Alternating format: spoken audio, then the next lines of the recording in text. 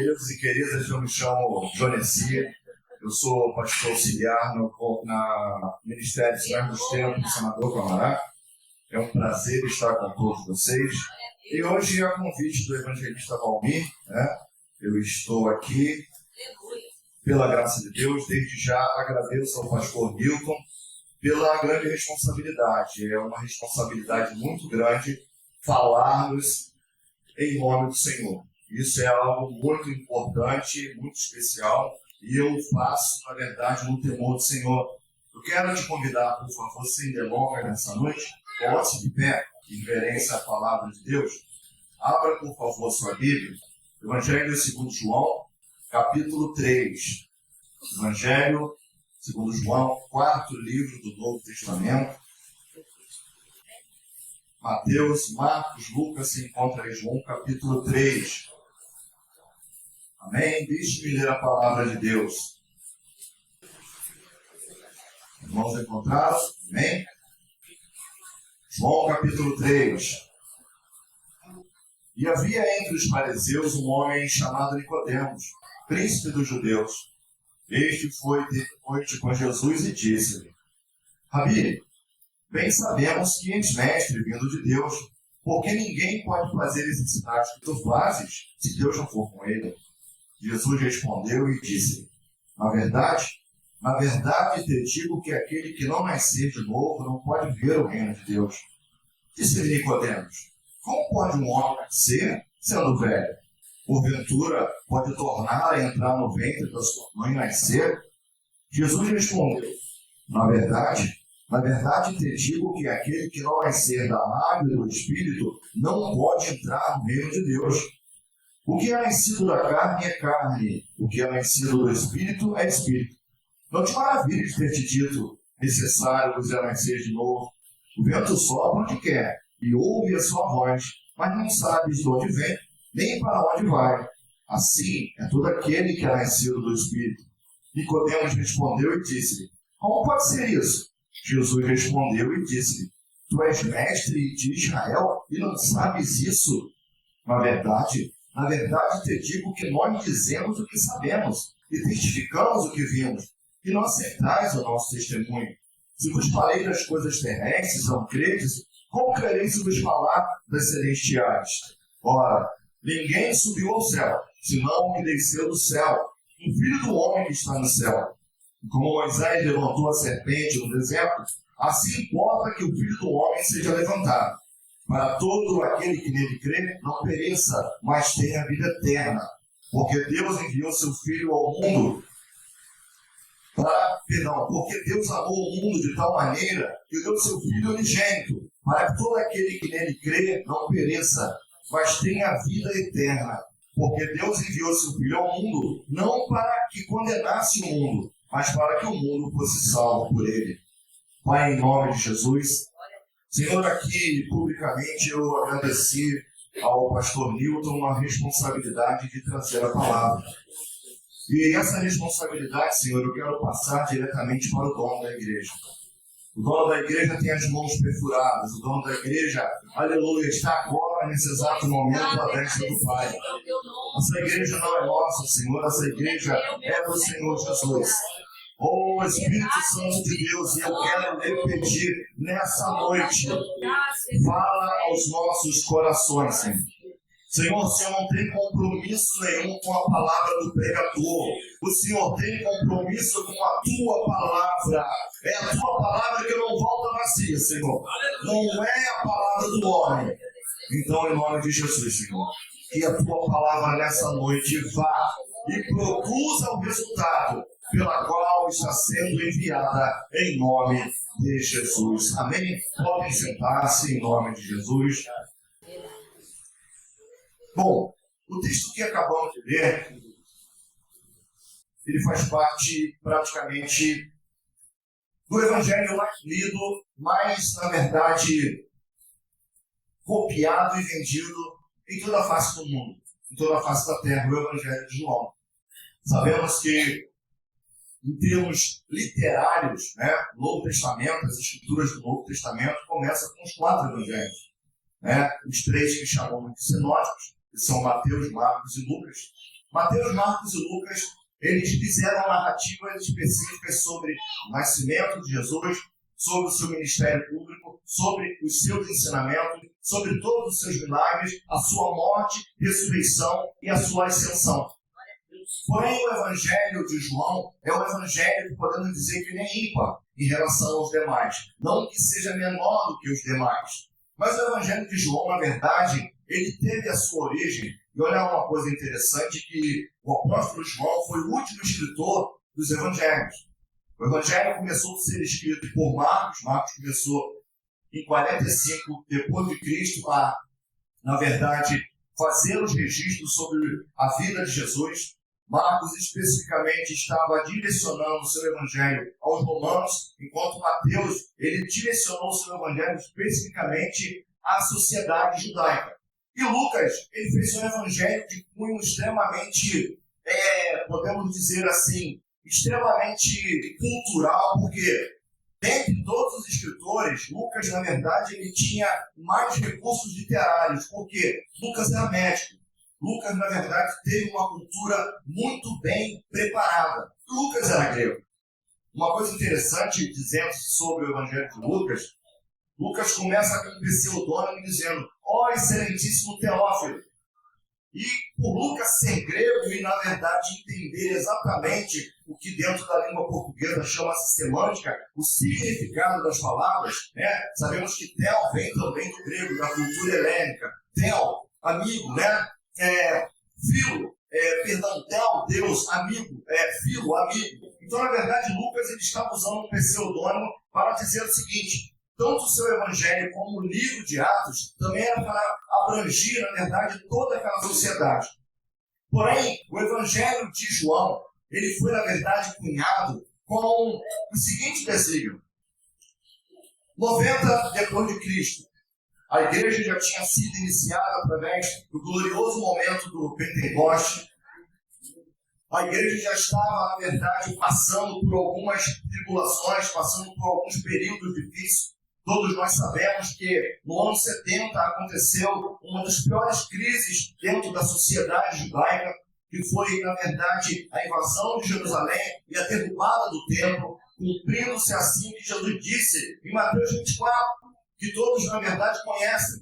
Vocês vão lembrar desse texto, quando os apóstolos passaram, olharam para o templo e falaram: olha, Senhor, que belas pedras, que grande edifício. E Jesus falou: não ficará aqui pedra sobre pedra que não seja derribada. Isso aconteceu exatamente em 70, depois de Cristo, quando o Império Romano manda ali para Jerusalém o general Tito Flávio e coloca o templo abaixo. Aquela profecia ali cumpriu-se na sua integridade. Por quê? Porque o templo foi colocado abaixo e foi posto fogo no templo.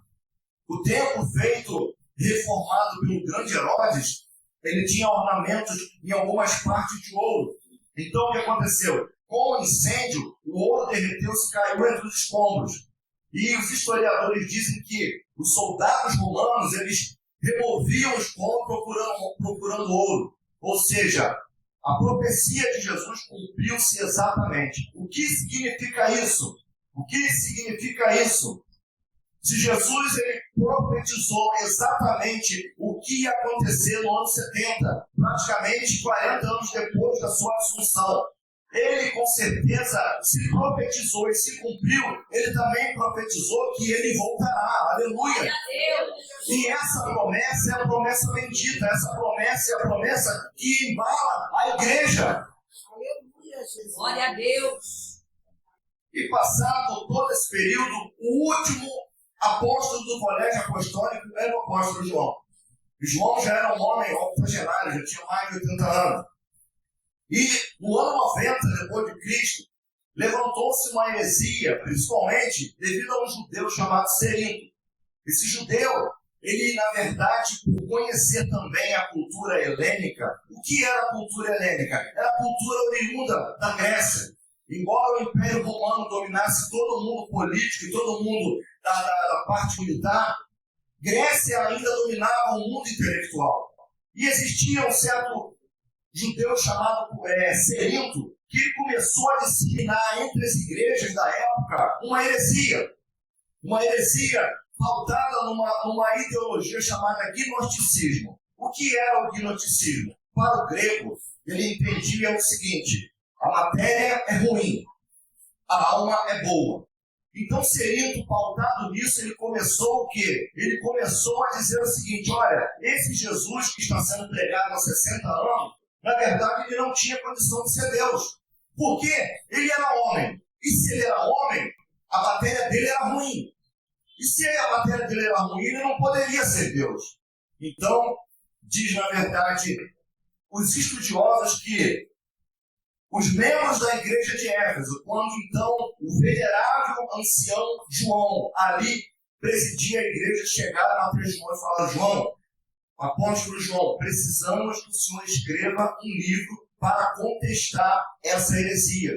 E o Evangelho de João, ele tem essa síntese. É no Evangelho de João que você vê 7 afirmações de Jesus como: eu sou. É no Evangelho de João que você vê Jesus afirmando de si mesmo: eu sou a ressurreição e a vida, eu sou o pão da vida, eu sou a água da vida. Aleluia! Glória a Deus! Dito isso, à guisa de introdução, eu quero trazer algumas aplicações relativas ao texto que lemos nessa noite. Por favor, abra sua Bíblia novamente. É muito importante que tenhamos o hábito de acompanhar o que está sendo ensinado. Você vê uma coisa que eu fico muito triste, é quando uma pessoa até que tem o nome de pastor, ele na verdade toma a tributa e fala assim: não precisa ver a Bíblia não. Rapaz, eu fico triste, pastor. Igreja amada do Senhor Jesus, preste atenção. Essa obra magnânima, ela tem exatos quase 4 milênios, 3.500 anos. Essa obra magnânima foi escrita por 40 escritores em vários momentos diferentes.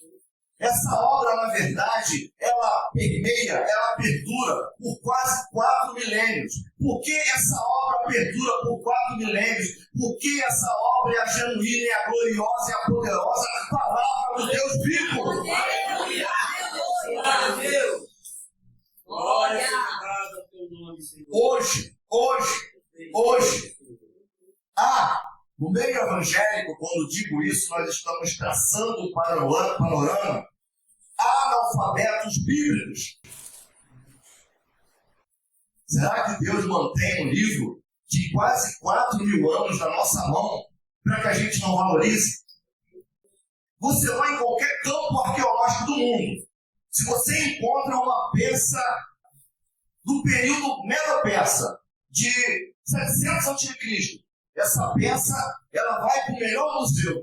Ela coloca sua redoma de vidro e às vezes até paga-se para ver essa peça.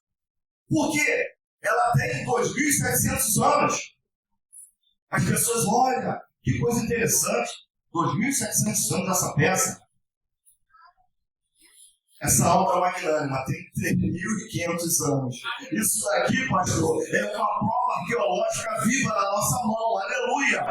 Isso aqui, aleluia, é a palavra de Deus. É isso aqui que mantém a igreja viva. É isso aqui que dá a verdade, direcionamento para a igreja.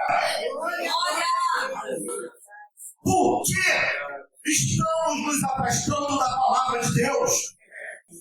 Meu Deus! É um fato espiritual. Às vezes a gente perde um dia maratonando uma série. E às vezes eu paro para ler um salmo e dá preguiça. Vamos entrar no texto. Primeira aplicação que eu quero fazer nessa noite. O Senhor, Ele não se dá pela aparência. Para Deus não existe aparência. Deus sabe do nosso coração. Você lembra quando o profeta entrou, Samuel, na casa de Jessé? Lembra, pastor? Opa, está ali, ó. O rei de Israel está ali. O que o Espírito Santo falou diretamente para Samuel? Samuel, nem sei não. Nem sei não. Eu, Senhor, não vejo como o homem vê. Então, a primeira aplicação que eu quero nessa noite é o seguinte. Leia comigo novamente. Capítulo 3, versículo 1. E havia entre os fariseus um homem chamado Nicodemos, príncipe dos judeus. Deus não guarda isso. Deus não aceita aparência externa. O apóstolo João, eu acho maravilhoso que, quando Marcos escreve os seus registros, ele escreve em 45. Ou seja, eu sou ruim de conta, 45, 33, 43, praticamente menos de 15 anos depois que tudo aconteceu. E o apóstolo João, ele escreve depois de 60 anos. Mas o Espírito Santo dá, na verdade, detalhes, dá, na verdade, nuances vívidas, sabe, para que João possa escrever o seu Evangelho. E por que o Espírito Santo direcionou João pegar esse homem, Nicodemos, e relatar aqui? Nicodemos é um exemplo que Deus não se dá pela aparência. Deus não aceita a aparência. Olha que coisa interessante. Esse homem era fariseu, religioso. Religioso, meu irmão. Religioso. Havia, na verdade, dois segmentos religiosos de, podemos dizer, de expoência na época, no primeiro século. Os saduceus e os fariseus. E João destaca que esse homem, ele era fariseu. Mas João, ele vai além disso, ele fala assim: príncipe dos judeus. Príncipe aqui não tem conotação com filho de rei. Mas príncipe como? Príncipe porque na sinagoga que ele estava, ele era o principal. Jesus chega a dizer: você é mestre em Israel e não sabe essas coisas? Então preste atenção. Deus não quer ver a nossa aparência. Deus conhece o nosso coração. Temos que ter cuidado. É claro, tudo que está acontecendo, Jesus já havia avisado. Ele mesmo falou, o apóstolo Paulo falou, os outros apóstolos falaram. Tempo que trabalhosos, tempo onde as pessoas não iam mais querer essa doutrina. Estamos vivendo, preste atenção, igreja, num momento onde o que conta é a aparência. Eu não quero saber o que eu sou para minha esposa, para meus filhos, no meu trabalho. Eu cheguei na igreja, eu sou bacana, eu sou pomposo. Deus não aceita a nossa aparência. Meu Deus! Já pensou? Nicodemo já veio vacilando. Você já viu isso? Você quer o dinheiro emprestado?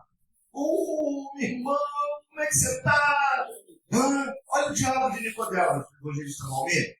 Mestre, eu sei que tu és vindo de Deus.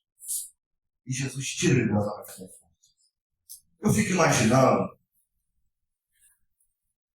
o jovem Galileu olhando dentro dos olhos daquele Senhor octogenário.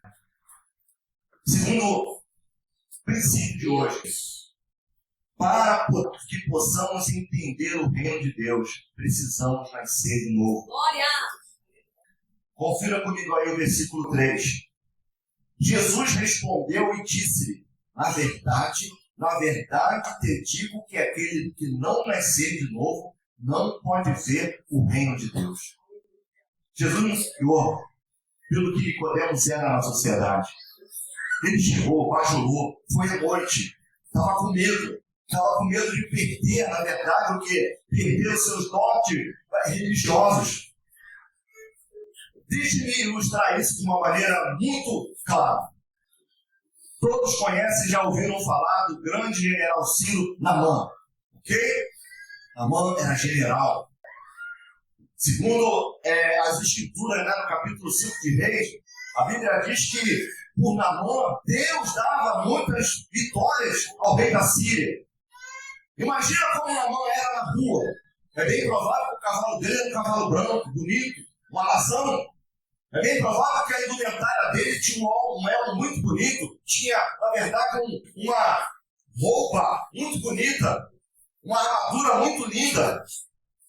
Só quem sabia exatamente quem era Naamã era a sua família. Em casa, era um general, era um vitorioso. Perdão, na rua, era um general, era um vitorioso. Em casa, não passava de leproso. Deus não aceita aparência. A gente não pode estar assim. Com os irmãos, meu Deus do céu, eu sou a pessoa mais maravilhosa do mundo. Mas em casa, só a minha família sabe quem sou eu. Então, segundo princípio, Para que a gente possa ver o reino dos céus, a gente precisa nascer de novo.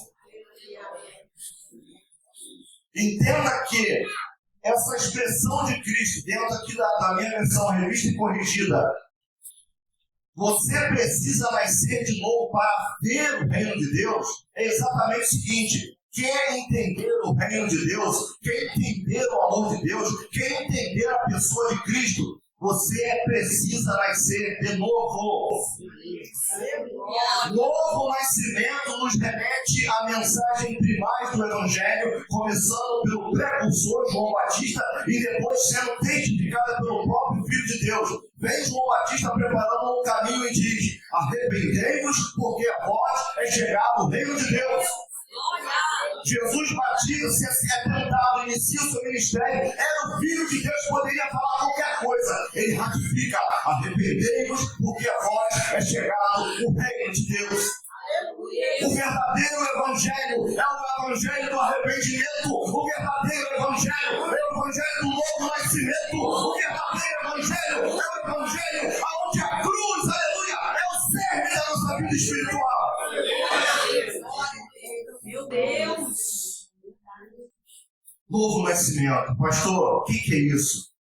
Você fazer uma autoanálise todos os dias. O que eu vou falar aqui é muito sério.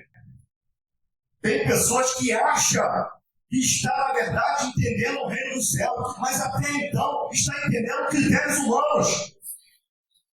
Olha, o ativismo religioso na igreja às vezes é muito grande. Tem gente que faz tudo, se envolve com tudo, mas não produz frutos dignos de arrependimento. Olha! Não muda! Continua invejando, continua mentindo, continua sendo iracundo.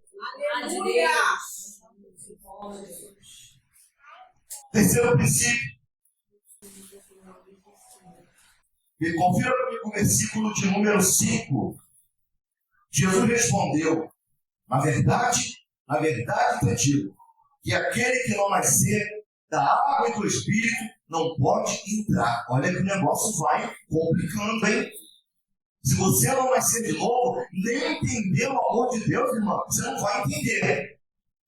E se você não nascer de novo, entrar você não vai entrar. Eita Deus! Você só entende, você só entra quando você passa a entender. Até então você está fora.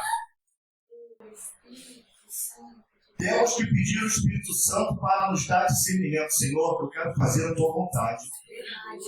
Senhor, eu não quero ser um crente nominal. Senhor, eu não quero ser um crente como Nicodemos. Tem toda a pompa, tem todo o estereótipo, mas Deus conhece o coração. Porque eu preciso nascer de novo. Nascendo de novo, eu começo a perceber o reino de Deus. A palavra de Deus começa a entrar na minha vida. O Espírito Santo começa, na verdade, a aclarar a minha mente. Eu começo a entender. Uma coisa que nos falta hoje em dia de maneira muito contundente: verdadeiro relacionamento com Deus. Pastor, o que é isso? É verdade. Deixe-me ilustrar isso. Todo mundo conhece esse caso. Quando uma moça casa-se com outra pessoa pelos seus bens. Né? Todo mundo vê, não ama. Não ama. Está casando porque quer as vantagens. Quando essa pessoa que ela casou-se, ela não dá mais as vantagens para essa moça, o que acontece? Ela abandona. Não é assim? Igreja, preste atenção, isso é muito importante. Muitas pessoas estão querendo ter um relacionamento com Cristo dessa forma. Se ele não me der, eu não fico. Se ele não abençoar, eu não vou. Se ele não fazer, ele não é meu Deus. Nós temos que ter relacionamento com ele, como diz a Bíblia, porque antes de nós, aleluia, o amor de Deus, ele nos amou primeiro. O reino de Deus é voltado no amor. Eu não posso perder essa piada, pastor. Quando eu me casei, pastor, a minha esposa lembrou da minha bicicletinha amarela. Já foi 30 anos de casado, pelo menos não casou. Querendo meu bem. Mas a verdade é essa.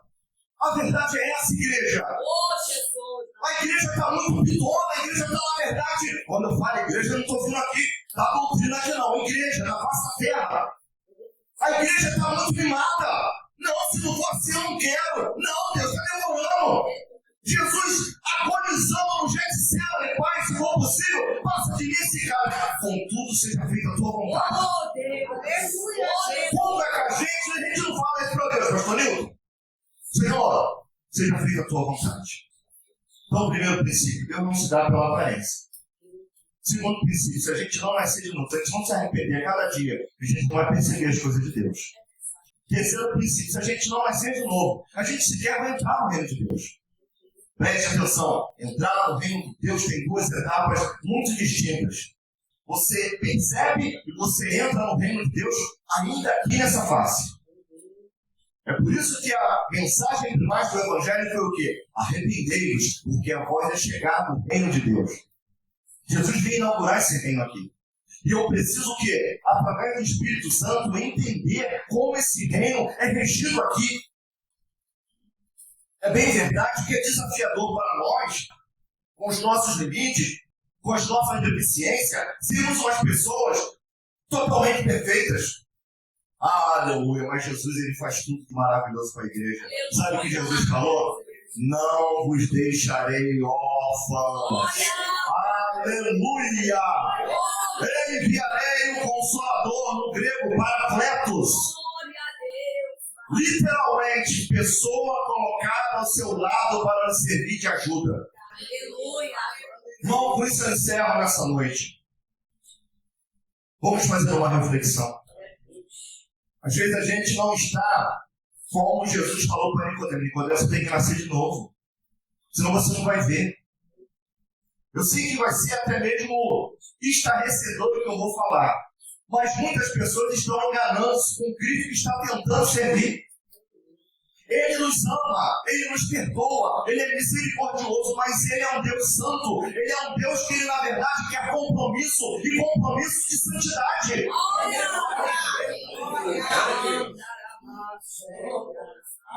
Tem que haver vida espiritual na igreja. Vida espiritual, com isso eu termino nessa noite. Ela é obtida, Mateus 6, capítulo 6. Quando fores orar, fecha teu aposento, fala com teu pai que vê em secreto. E o pai que vê em secreto, que vê oculto, vai o quê? Ele vai, na verdade, o quê? Te abençoar publicamente. Irmãos, são dois pilares da fé cristã e do relacionamento com Deus: oração e conhecimento da palavra. É assim que você vai, na verdade, se alicerçar na presença de Deus. O que é um relacionamento? O relacionamento é um diálogo, não é? É um diálogo. Quando um fala e quando o outro fala. Quando você ora, você fala com Deus. Quando você lê essa palavra gloriosa, Deus fala contigo. Então, em nome de Jesus, que possamos nessa noite nascer de novo. Agradeço a oportunidade, aplauda o Senhor, em nome de Jesus.